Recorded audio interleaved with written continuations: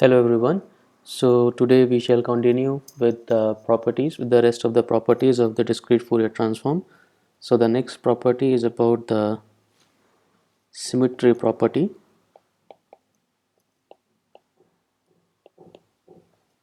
of the discrete Fourier transform.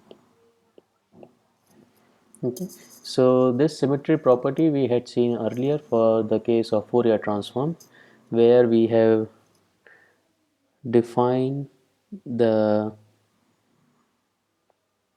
Fourier transform for a finite length sequence. Let's say for the finite length sequence x of n, we denoted that as the summation of the even part of the sequence and the odd part of the sequence. Okay, and this xe of n we have defined as half of summation of xn plus the complex conjugate part of x with time reverse index x of minus n, which is so the even part of the sequence x of n is equal to its complex conjugate with time reversed. Okay, and the odd part of the odd component of the sequence is given by half x of n minus its complex conjugate time reversed n is equal to minus of x star o of minus n. So this we had seen very early in one of the very early lectures of this course. So what here we are discussing about for the discrete Fourier transform. Does this relationship still holds for the discrete Fourier transform or not?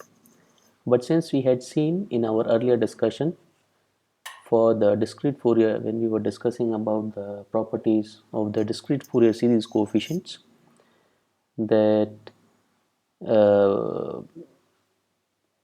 most of the time these relationships holds. Okay, but since we know that DFT we need to restrict or some circular property are also associated with this DFT, then how these relationship uh, would hold for the symmetry property.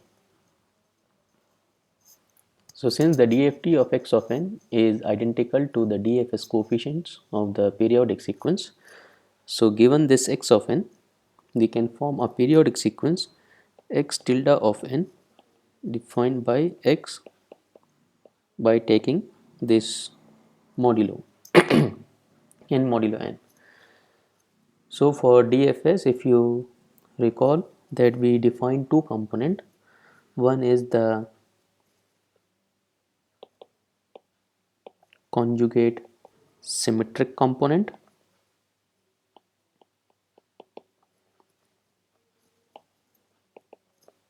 as xc tilde of n given by half of x tilde of n plus x tilde complex conjugate minus of n. Okay, and the other component is conjugate antisymmetric part, which is x o tilde of n is equal to half of x tilde of n minus x tilde star of n. So this part we had seen for the with respect to the discrete Fourier series. Now how they would be translated for the discrete Fourier transform? Let's first of all let's define two parts. One x of ep of n, which is equal to one period of xe of n, right? And this one period is from n length between 0 to n minus 1. Other component xop of n, which is the one period of xo of n, that is when n is lying between 0 to n minus 1. So we have, so you notice that when we were discussing the Fourier transform, we use this xc and xo to denote the even and odd component. But when we are going along the way of discrete Fourier series, I put the subscript p here, which denote that it is of for one period. We will see later the relationship between this xep, xop with the xc and xo component. Okay, so Defining these two finite duration sequences, I can express them equivalently as from the above as xp of n half of, if I substitute this here. So this we know by using this notation, n modulo notation, I could write this component and this component as well. So let's do that. So it would be half and x of n modulo n plus x star of minus n modulo n. So this is this component. Okay, similarly for xop, I can express them as x n modulo n plus minus x star of minus n modulo n, and both are valid for n lying between 0 to n minus 1 because we are considering for over the one period.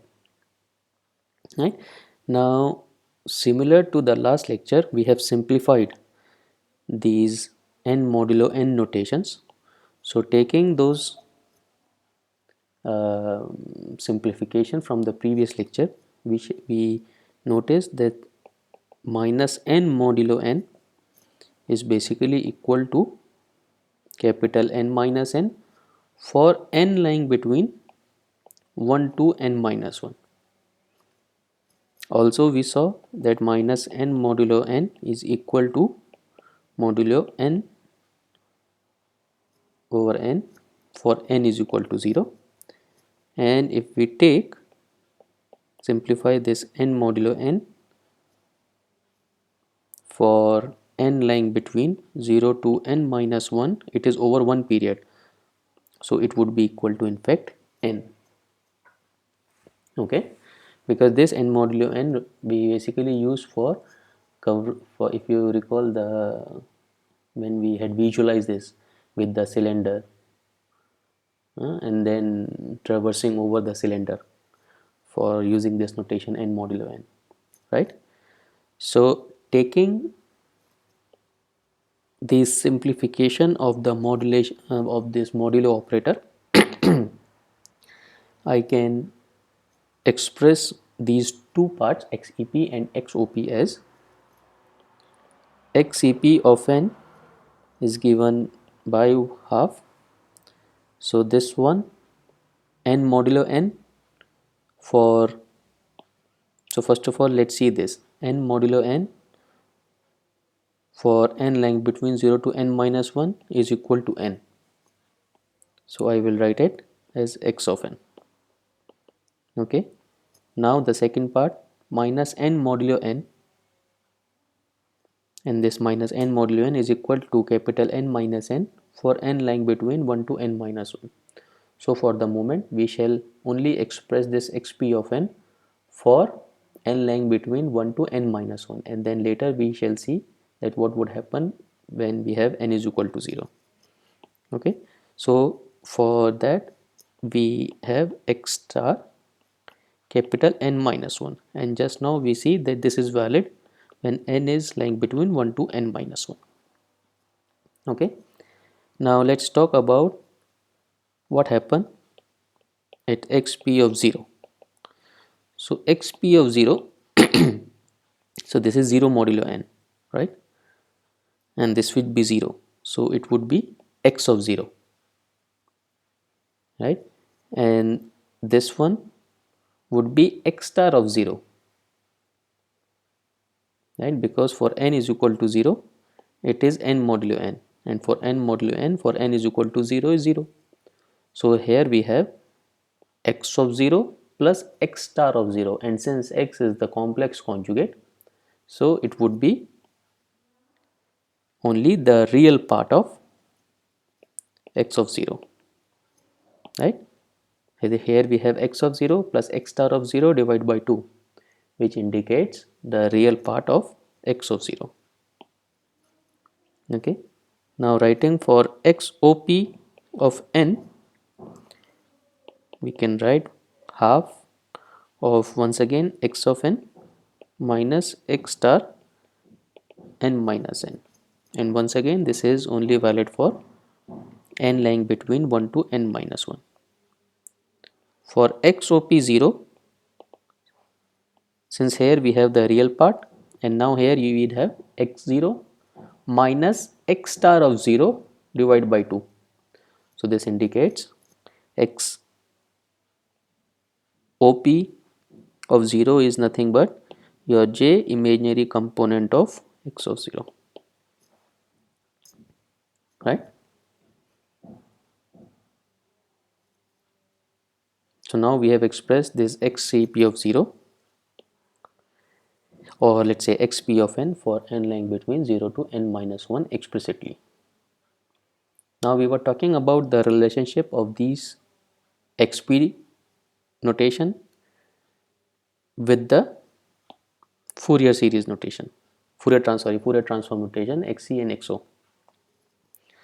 So there is a relationship between this xep and xc notations, and this is given by that xep of n is basically equal to xe of n plus xc n minus capital N, and for xopn xo of n plus xo of n minus n for n lying between 0 to n minus 1.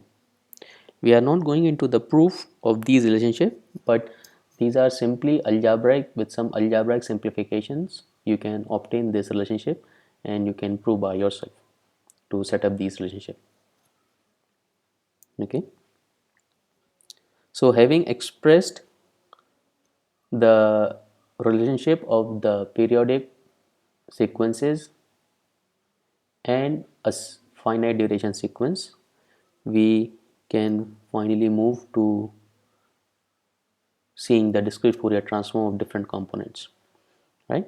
So we have that x tilde of n we denoted as xe tilde of n plus x tilde o of n. Now this x tilde of n is basically equal to x of n for n lying between 0 to n minus 1, and since it is equal to this part, we can finally write as xp of n plus xop of n,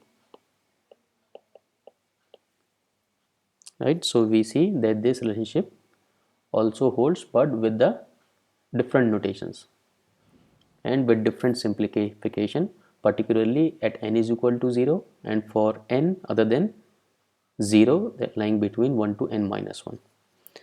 So now we can straightforwardly write the relationship. Let's say if we are considering the real part of x of n, its dft would be given by xep of k.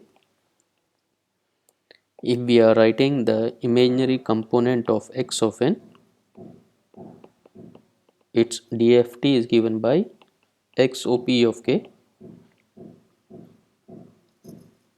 Now considering the different component xp of n, its dft would be your real part of x of k,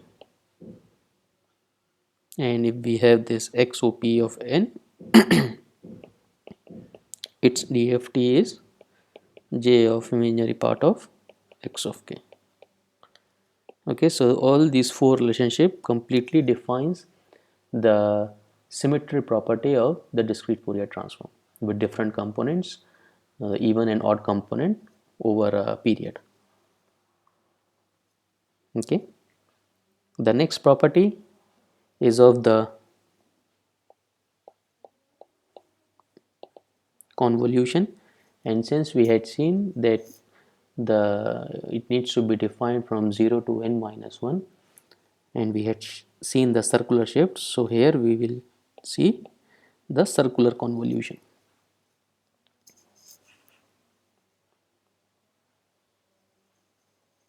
Okay, so by whenever we talk about the convolution, we want to simplify uh, any convolution by multi with the multiplications of their discrete Fourier transform.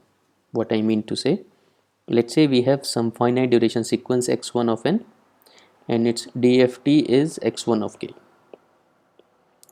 and let's say we have another sequence x2 of n and its DFT is x2 of k. Now what do we want? That if I convolve this x1 and x2 of n, then in the discrete Fourier transform I should have some x3, so that I can represent them as the multiplication of x1 of k and x2 of k. So corresponding to this, we want to determine what should be x3 of n, right? So let's proceed. So first of all, again we will take the approach, or we'll take the path starting from the discrete Fourier series. So for the DFS, this convolution was basically given by x3 tilde of n as summation of x1 tilde of m and x2 tilde of n minus m, right? For if we have this period, if I form some periodic sequences x1 tilde and x2 tilde from x1 and x2 by taking the modulo notations. Okay, now I want to define them over a period, that is for n lying between 0 to n minus 1. So we know that x3 tilde of n is basically x3 of n, and I can use the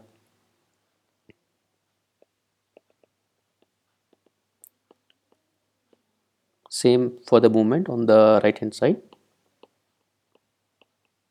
by specifically mention that n lying between 0 to n minus 1. Okay, this x1 tilde and x2 tilde we had seen above, that I can use this modulo notation. So I would have this summation from m is equal to 0 to n minus 1 x1 m modulo n and x2 n minus m modulo n for n lying between 0 to n minus 1. Okay,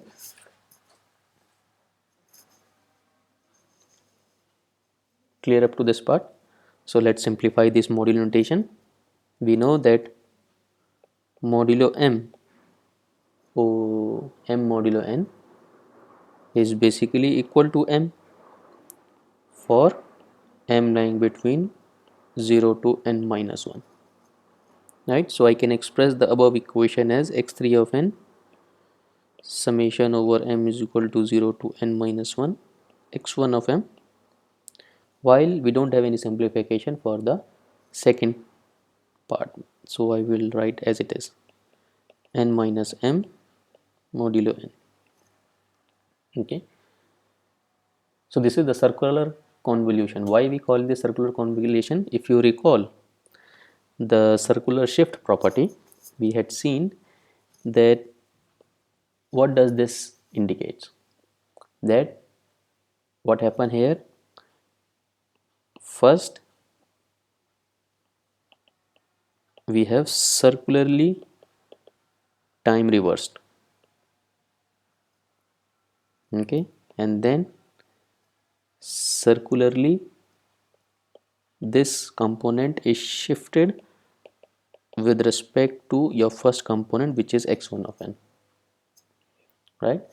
This is the reason we call it the circular convolution, right? And alternatively we can, it has a different notation from the linear convolution, so we alternatively express it as x3 of n is equal to x1 of n and more circular convolution x2 of n. and since we need to indicate, we need to also specify that over what point these DFTs are computed. So this indicates n point circular convolution. So this notation define this when we put a circle over the period n or the point. It is also commutative, meaning to say I can express it as x2 of n point circular convolution with x1 of n, or m is equal to 0 to n minus 1 x2 of m and x1 of n minus m modulo n. Okay, so if we have this x1 n point circular convolution with x2 of n, its DFT would be your x1 of k times x2 of k. Okay, in the previous analysis we had also seen the duality in the convolution, whether it would be for the Fourier transform, the discrete Fourier series. So there also exists a duality in this circular convolution, meaning to say that if I have some sequence x3 of k as 1 by n, which is computed for L is equal to 0 to n minus 1 of x1 of L times x2 of k minus L over n modulo n, then it means that if I have the multiplication in time, that is x1 of n times x2 of n, then the DFT of it would be, which is this one x3, that is 1 by n x1 of k n point circular convolution with x2 of k. Okay, so this is the duality relationship, right? We can see one example to get a clear idea of how these circular convolutions are computed. So we see let's take an example. So this example is circular convolution with a delayed impulse sequence.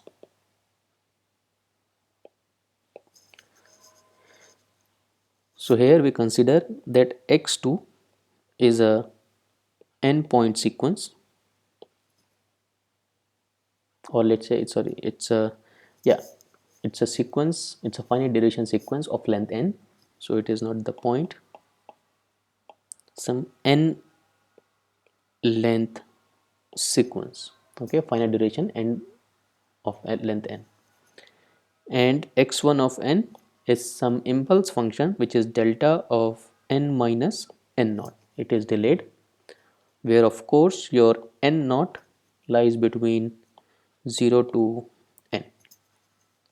Okay, I can also express this x1 of s as a finite duration sequence in the sense that x1 of n would be 0 for n lying between 0 to n naught, and at n is equal to n naught it is equal to 1, and for n greater than n naught and less than or equal to n minus 1 it would be again 0,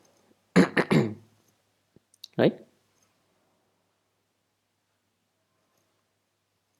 So for the DFT of x1 of n would be x1 of k, which we had seen earlier also, this wn k n naught, and if we form the product, that is x3 of k with wn k naught times your x2 of k, because x2 we have not yet specified, but the idea behind considering this example that we shall see through figures, that how this circular convolution is playing its role in computing the x1 and circular convolution with n2. Okay, so let's see.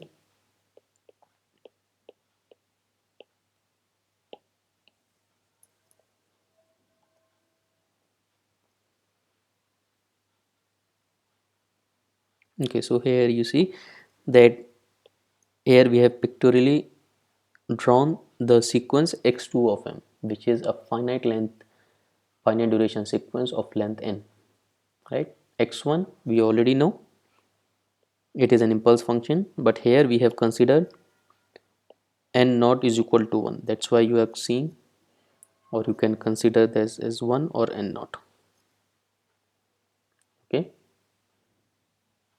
so here we shall show the sequences just for the example, that how these x2 0 minus n modulo n is plotted for m lying between 0 to n minus 1, and this is nothing but the circular shift we had seen earlier. So this shift would be, this one is time reversed and then shifted towards the right, right? So this sequence would be obtained, you time reversed and then shift to the right. And another sequence for n1 minus m, so you see two sequences are shifted towards the right in a circular way.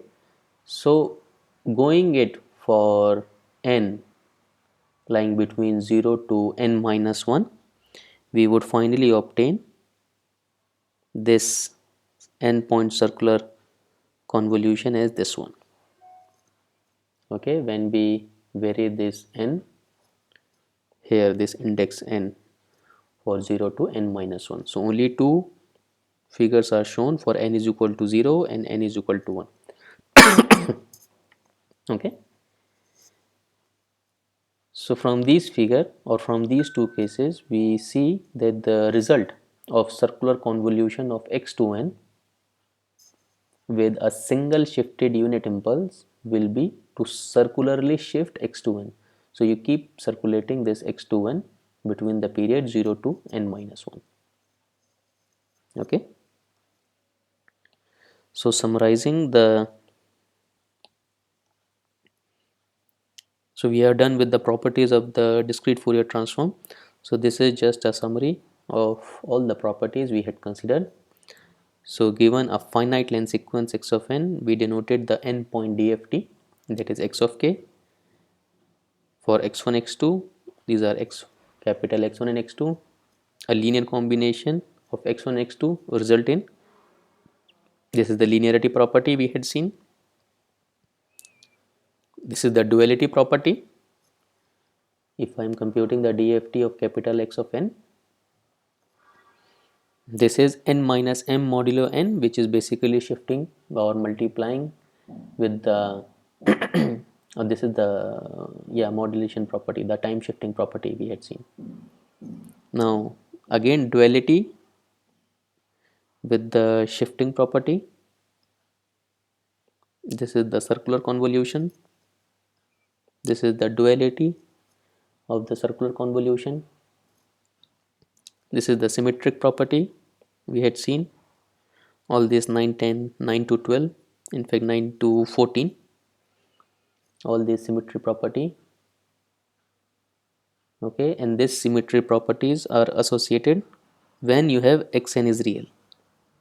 Okay, we had considered a general case in our discussion when when x could be a complex sequence as well, but if xn is real, then all these 9 to 14 can be simplified to 15 to 17.